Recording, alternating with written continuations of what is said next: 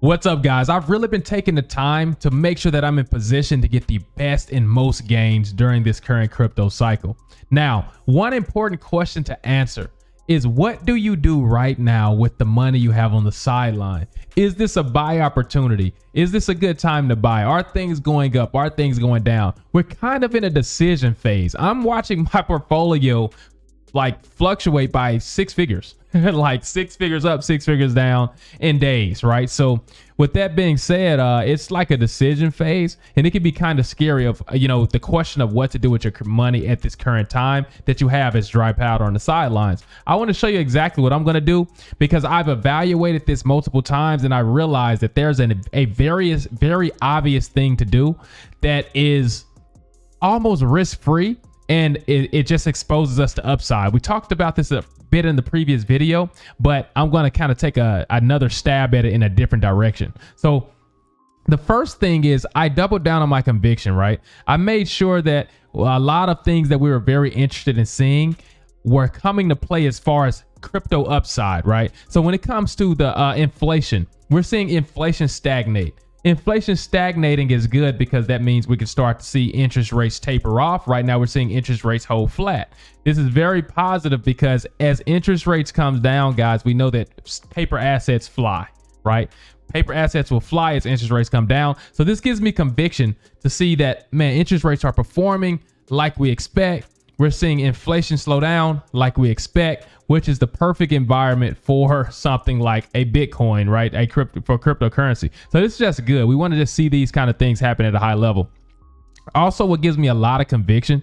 So when you take a look at Bitcoin relative to the market cap of other assets like gold, Bitcoin is a child. Bitcoin is very, very immature when it comes to these other asset classes, right? So this gives me conviction to really understand the scale of Bitcoin and where we have to go with cryptocurrency in general, right? Now, here's something you really want to think about, because we don't think about this much, but think about the amount of Bitcoin that is actually on exchanges and actually can be purchased and that can actually be sold and traded, right? We're talking between all the exchanges, we're talking about 1.8 million Bitcoin. 1.8 million Bitcoin available to be exchanged. This actually shows you how scarce Bitcoin really is. And I think a lot of times we lose track of how scarce it is. And this is very important when it comes to my next play, right? So let's keep going. There are only 21 million Bitcoins in total, right? And I had to really rethink what this actually meant, but there are only 21 million in total Bitcoins. This is excluding the fact that many Bitcoin are completely lost and will never be actually recovered ever. Now, with that being said, there are 29 million people in Texas, right? There are 29 million people in Texas, and there are 21 million Bitcoins in general, not including the fact that millions are lost, right? So with that being said, guys, understand the scarcity of this asset. And I've really started to wrap my head around how much of an idiot I almost am to have so much money on the sidelines and not be doing the play that I'm about to show you later in the video, right? So with that being said, just understand that there aren't enough Bitcoin to actually give everyone in Texas one Bitcoin. Now, keep that idea in your mind, all right? So as we go forward, there are 5 countries that could actually accept Bitcoin as legal tender. Now, this is very important to understand, because one of these countries, let's look at the list of countries here. You got Ukraine, you've got Venezuela, but Ukraine has a population of 43 million, right? So I think what we don't understand, what we don't really process, and I think Satoshi Nakamoto actually understood, is that Bitcoin is a hedge against deflation and inflation, but also the actual unit BTC Bitcoin is actually a very large unit, right? I think Satoshis is what we're going to use in the future, right? When Bitcoin reaches its correct valuations, no one's going to own a Bitcoin. It's very unrealistic. Everyone in Texas alone can't own a Bitcoin. And this is a worldwide currency. This is worldwide, guys. This is a worldwide network. So I totally underestimated how scarce Bitcoin is. It's extraordinarily, unbelievably scarce. So I believe that it's just a matter of time, it truly, before we see the price of Bitcoin go through the roof.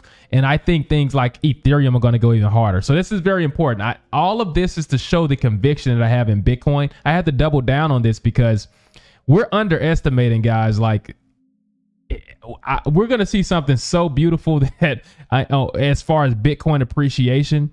And I don't care about the downside that much at this point, but I want to show you something, guys. So let's keep going. Given that Bitcoin is going to grow so much, I think Ethereum percentage wise is going to outperform Bitcoin over a long time, right? So even in the short term, I think Ethereum might catch up with Bitcoin. So if you look at Ethereum since the beginning of this year, it's totally underperformed against Bitcoin and actually underperformed against a lot of altcoins as well. So I think Ethereum is a safe play to actually put a large amount of money and place it safely. So here's my plan, guys. My situation, given all of that information gives me conviction on the play that I'm about to do. Okay. So I have conviction that we're going to see way higher prices over the course of the next year to year and a half. I have huge amounts of conviction. Everything points to it. Okay. This includes the Bitcoin ETF, spot ETFs. This includes the fact that we have a presidential election coming. This is the inflation numbers. This is the interest rates numbers, right? This is everything. I'm bullish in so many ways, right? So I have this huge bag sitting in the bank, guys. I have a huge bag sitting in the bank. I already have great crypto entries, but I have a huge bag sitting in the bank. And my idea is that I don't want to risk this at all, but I'm very confident in the upside of crypto. So what I've decided to do is I've decided to actually take this bag, a huge portion of this bag, 80% of this bag, right? And actually go into Ethereum. So this bag is this is important money, right? I don't want to risk it. I don't want to put it in super high risk things. I want to actually mitigate my losses on here, right? So I'm going to take that bag. I'm going to go into Ethereum. I'm going into Ethereum because there's a high risk to return, right? And it's actually underperforming Bitcoin. And I believe Bitcoin is going to go absolutely crazy. And I think Ethereum is going to outperform Bitcoin. So I'm getting all of the good stuff, right? I'm not getting the craziest return like I get from a near protocol or Avax, some of the smaller altcoins, but I'm not getting the ugly downside if things go south. Now, the next thing is I'm having more conviction in just having stop losses, guys. So I am going to actually put a huge order in and get a huge bag of Ethereum, and I'm going to put a stop in immediately 5% under my entry price. All right. And I'm going to, if everything crashes and burns, guys, I'm going to be stopped out, but I'm just going to lose 5%, absolute worst case. Okay. Now, with that being said, if we see any price appreciation at all, I'm going to move the stop loss up and I'm going to have it at entry price. And then I'm going to just be safe. And if I get stopped out, I'm going to keep getting back in until I don't get stopped out. And my point of doing this is this bag is large enough to where I'm not holding this bag for a very long time. I'm pretty confident that in the next 6 months, I can see a 2x in this money, right? So I could take a large bag and at a very low risk. When I evaluate this from a risk perspective, there's almost no risk in the play because if the prices drop, I get stopped out. I lose a very insignificant amount of it, right? And I can even place a stop even closer, but I'll use 5% right now. So in the worst case that things dump, I get stopped out, right? If things go up, then I'm in perfect position. I can actually move my stop up and I have no risk now pretty much at all. And now I'm exposing myself to the only upside, right? So why would I leave the money in the bank versus actually taking advantage of a very low risk, high return opportunity when all the metrics and data actually point to me being correct and this being the correct play to do? So with that being said, guys, I believe this is the correct way to actually take advantage of these markets and actually, put ourselves in a more powerful position, right? So I can take that bag, I can double it, and then I can actually pull out, guys. I don't have to wait for Ethereum to do a 3x or 4x. I can pull out. I've doubled my money, guys. I'm in and out of the game with this bag, and I still got my major portfolio still sitting there for the entire bull cycle, guys. That's my strategy. I plan to do this. so that I can just grow things faster, but still while still mitigating the risk, guys. I'm just getting more aggressive with the way that I do things. I believe if you don't take risk, you know, in order to make money, guys, in order to be successful, you have to take risk. And this is a strategic risk that I'm taking in order to actually move faster, have more momentum, and actually not stagnate, guys. So what do you think about this actual plan in general? Do you think it's a bad idea, like a great idea? Would you actually do something like this with your own money? I'm curious to know. Now, there's one risk that comes with this, and it's the only risk. It's the thing I hate. There's one ugly side to this, and that's if you have money on exchanges, right? The exchange can collapse.